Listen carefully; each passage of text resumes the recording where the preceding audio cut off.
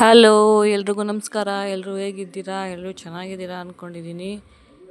ಇವತ್ತು ಸಂಜೆಯಿಂದ ವ್ಲಾಗ್ ಮಾಡ್ತಾಯಿದ್ದೀನಿ. ನೈಟ್ ಊಟಕ್ಕೆ ರೆಡಿ ಮಾಡಬೇಕು. ಏನು ಮಾಡಬೇಕು ಅಂತ ಗೊತ್ತಿಲ್ಲ.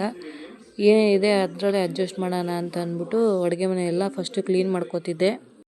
ಅಡುಗೆ ಮನೆ ನೀಟಾಗಿದ್ದರೆ ಅಡುಗೆ ಮಾಡೋಕ್ಕೂ ಇಂಟ್ರೆಸ್ಟ್ ಬರುತ್ತೆ. ಅಡುಗೆ ಮನೆ ಎಲ್ಲ ಕ್ಲೀನ್ ಮಾಡಿಕೊಂಡು ನೆಕ್ಸ್ಟ್ ಆಯಿಲ್ ಖಾಲಿ ಆಗಿತ್ತು ಅಂದ್ಬಿಟ್ಟು ಆಯಿಲ್ ಫಿಲ್ ಮಾಡ್ತಿದ್ದೆ. ಆಯಿಲ್ ಫಿಲ್ ಆದಮೇಲೆ ನೆಕ್ಸ್ಟ್ ಏನಿದೆ ನೋಡಿಬಿಟ್ಟು ಅಡುಗೆ ಮಾಡಬೇಕು. ಅಡುಗೆ ಮನೇಲಿ ಏನೇನಿದೆ ಅದರಲ್ಲೇ ಅಡ್ಜಸ್ಟ್ ಮಾಡ್ತೀನಿ. ಸಂಜೆ ಟೈಮಲ್ಲಿ ಅಂಗಡಿಗೆಲ್ಲ ಹೋಗಿ ತರೋಕ್ಕಾಗಲ್ಲ. ಸೊ ಅದಕ್ಕೆ ಏನಿದೆ ಅದರಲ್ಲೇ ನೋಡಿ ಸ್ವಲ್ಪ ಅಡ್ಜಸ್ಟ್ ಮಾಡ್ತೀನಿ.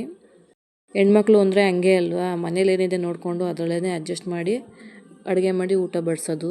ಫಸ್ಟು ಫ್ರಿಜ್ಜಲ್ಲಿ ಏನೇನಿದೆ ನೋಡಿಕೊಂಡು ಆಮೇಲೆ ಅಡುಗೆಗೆ ರೆಡಿ ಮಾಡ್ತೀನಿ. ಫಸ್ಟು ಆಯಿಲ್ ಫಿಲ್ ಮಾಡಿಬಿಡ್ತೀನಿ.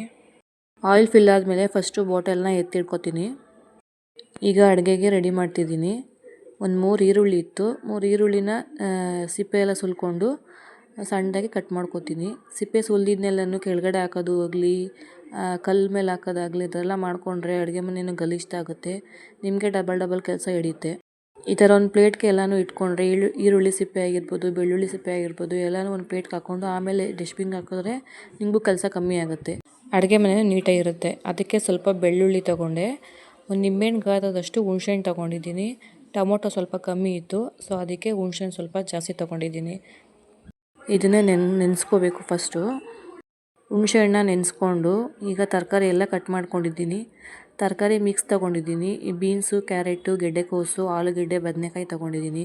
ಸ್ವಲ್ಪ ಹಸಿ ಅವರೆಕಾಯಿ ಇತ್ತು, ಅದು ಸ್ವಲ್ಪ ಇತ್ತು. ಸೊ ಅದಕ್ಕೆ ಅದ್ರ ಜೊತೆಗೆ ಸ್ವಲ್ಪ ಬೇಳೆ ಆ್ಯಡ್ ಮಾಡ್ಕೊತಿದ್ದೀನಿ.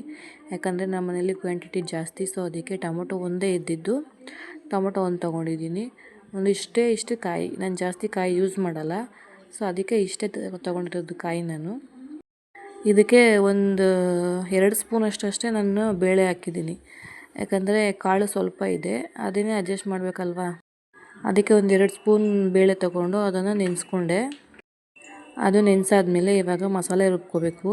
ಒಂದು ಮಿಕ್ಸಿ ಜಾರ್ಗೆ ಕಟ್ ಮಾಡ್ಕೊಂಡಿರೋ ಈರುಳ್ಳಿ ಮತ್ತು ಬೆಳ್ಳುಳ್ಳಿ ಹಾಕ್ಕೊಂಡು ಅದಕ್ಕೆ ಒಂದಾಗಲೇ ತೋರಿಸಿದಷ್ಟು ಕಾಯಿ, 1 ಟೊಮೆಟೊ, ಆಮೇಲೆ ಮಾಮೂಲಿ ಬೇಳೆ ಸಾಂಬಾರು ಪೌಡರ್ ಇರುತ್ತಲ್ಲ ಅದನ್ನೇ ನಾವು ಹಾಕೋತೀವಿ.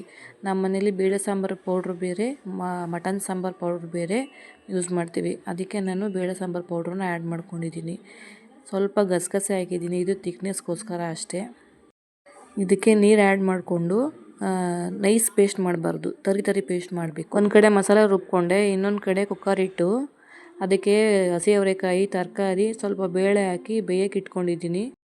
ಈ ಥರ ಮೊದಲೇ ಬೇಯಕ್ಕಿದ್ರೆ ಸಾಂಬಾರು ಕೂಡ ಬೇಗ ಆಗುತ್ತೆ. ಇದನ್ನೆಲ್ಲ ಹಾಕಾದ್ಮೇಲೆ ತರಕಾರಿಗೆ ಉಪ್ಪು ಹಾಕಬೇಕು.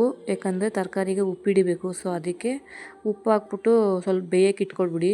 ಈಗ ನೋಡಿ ಬೇಳೆ ನೆನೆಸ್ಕೊಂಡಿದ್ನಲ್ಲ ಅದನ್ನ ಚೆನ್ನಾಗಿ ವಾಶ್ ಮಾಡಿ ಹಾಕ್ಕೊಂಡಿದ್ದೀನಿ. ಇದೆಲ್ಲ ಮಿಕ್ಸ್ ಕೊಟ್ಟು ಬೇಯಕ್ಕೆ ಇಟ್ಬಿಡಿ. ಹಂಗೂ ಇನ್ನೂ ಏನೋ ಸ್ವಲ್ಪ ಕಮ್ಮಿ ಅನ್ನಿಸ್ತು. ಸೊ ಅದಕ್ಕೆ ಒಂದು ಹಸಿಮೆಣ್ಸಿನ್ಕಾಯಿ ಕೂಡ ಇತ್ತು, ಅದು ಗ್ರೀನ್ ಇದ್ದಿದ್ದು ರೆಡ್ ಕಲರ್ ಆಗಿದೆ, ಹಣ್ಣಾಗಿ ಈ ಕಲರ್ ಆಗಿದೆ. ಈಗ ಅದನ್ನು ಕೂಡ ಮೀಡಿಯಮ್ ಸೈಜ್ಗೆ ಕಟ್ ಮಾಡಿಕೊಂಡು ಅದನ್ನು ತರಕಾರಿ ಜೊತೆಗೆ ಬೇಯಕ್ಕೆ ಇಟ್ಕೊಂಡೆ. ತರಕಾರಿನ ಬೇಯಕ್ಕಿಟ್ಟು ಮುಂದಿನ ಕೆಲಸ ನಾನು ಮಾಡ್ಕೋತೀನಿ. ಅಷ್ಟರಲ್ಲಿ ನಮ್ಮ ಅತ್ತೆ ಮಾವ ಬಂದರು. ಅವ್ರಿಗೂ ಕಾಫಿಗೆ ಇಟ್ಟೆ. ಅವರು ಕಾಫಿ ಕೊಟ್ಟು ನೆಕ್ಸ್ಟು ಮಸಾಲೆ ರುಬ್ಕೊಂಡಿದ್ನಲ್ಲ ಅದನ್ನು ಕುಕ್ಕರ್ಗೆ ಆ್ಯಡ್ ಮಾಡಿಕೊಂಡೆ. ಕಾಫಿ ಕೊಟ್ಟು ನೆಕ್ಸ್ಟು ಮಸಾಲೆ ರುಬ್ಕೊಂಡಿದ್ನಲ್ಲ ಅದನ್ನು ತರಕಾರಿ ಜೊತೆಗೆ ಸೇರಿಸ್ಕೊಂಡೆ. ಮಸಾಲೆನ ಆ್ಯಡ್ ಮಾಡಾದ್ಮೇಲೆ ಅದಕ್ಕೆ ಹುಣಸೆ ನೆನೆಸಿದ್ವಲ್ಲ ಅದನ್ನು ಕೂಡ ರಸ ಆ್ಯಡ್ ಮಾಡಿಕೊಂಡೆ. ಹುಣಸೆನ ರಸ ಆ್ಯಡ್ ಮಾಡಾದ್ಮೇಲೆ ರುಚಿಗೆ ತಕ್ಕಷ್ಟು ಉಪ್ಪು ಹಾಕಿ 3 ವಿಷಲ್ ಬರ್ಸ್ಕೊಳ್ಳಿ. 3 ವಿಷಲ್ ಬಂದಾದಮೇಲೆ ಸಾಂಬಾರಿಗೆ ಒಗ್ಗರಣೆ ಕೊಟ್ಕೋಬೇಕು. ಸಾಂಬಾರು ರೆಡಿ ಆಯಿತು. ಒಂದು ಕಡೆ ರೈಸ್ ಇಟ್ಟು ಇನ್ನೊಂದು ಕಡೆ ಮುದ್ದೆಗಿಟ್ಟೆ. ಅಡುಗೆ ಅಂತೂ 1/2 ಅವರಲ್ಲಿ ಮುಗೀತು.